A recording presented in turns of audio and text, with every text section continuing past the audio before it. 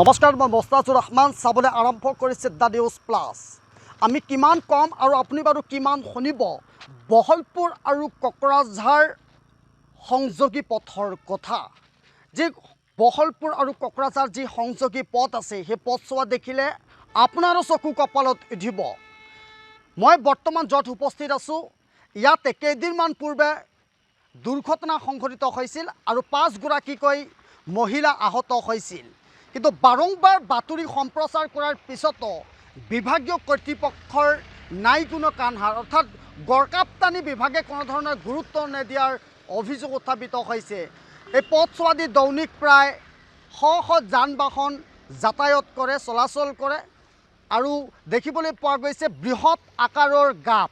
এই গাঁতটোলৈ মন কৰক। নিশ্চয় ভাবিব যে ইয়াৰ পথ নে আন কিবা, কিন্তু নহয়, এয়া হৈছে কোকৰাঝাৰ আৰু বহলপুৰ সংযোগীৰ একমাত্ৰ মূল পথ, যি পথেৰে দৈনিক প্ৰায় শ যান বাহন চলাচল কৰে, যাৰ ফলত যিকোনো মুহূৰ্ততে ইয়াত এটা ভয়ংকৰ ঘটনা সংঘটিত হোৱাৰ আশংকা আছে।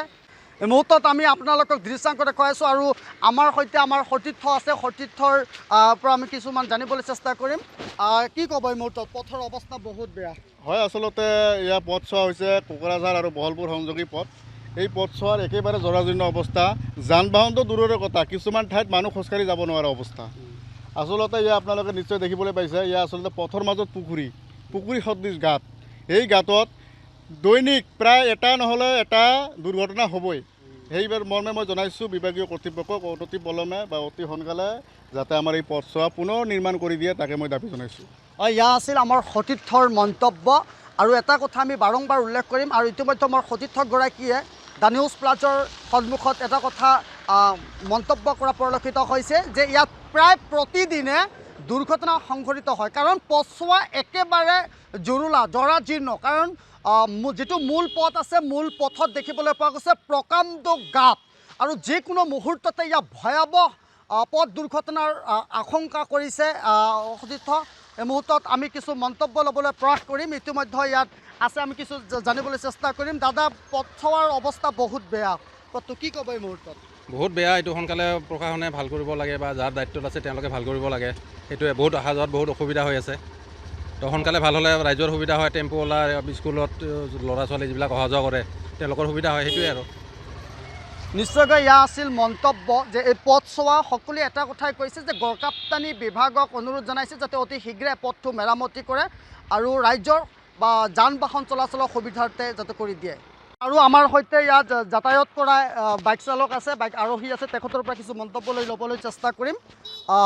দাদা, কি ক'বা এই মুহূৰ্তত? সেইটো মানে উঠানি মানে নামনি না, সেইটো ৰাস্তাটো পুৰা মানে বেয়া হৈছে। পিলপিলি আহে, তোমাৰ যিকোনো চাইকেল আহে, পুৰা স্পীড আহে না। এনেকৈ ৰাস্তাটো ইমাৰ্জেঞ্চি, মানে ৰাস্তাটো ভাল কৰিব লাগে। ইয়াত ইমান দুৰ্ঘটনা হৈ থাকে? দুৰ্ঘটনা হৈ থাকে, মাজে মাজে হৈ থাকে। নিশ্চয়কৈ এই মুহূৰ্তত যিখিনি মন্তব্য দিলে আপোনালোকে শুনিলে।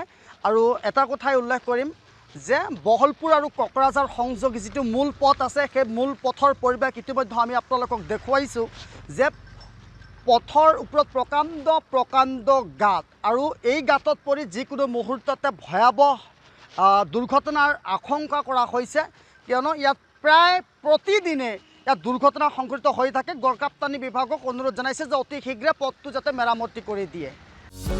যিকোনো খবৰৰ বাবে যোগাযোগ কৰক আমাৰ এই নম্বৰত 9181 307 2221।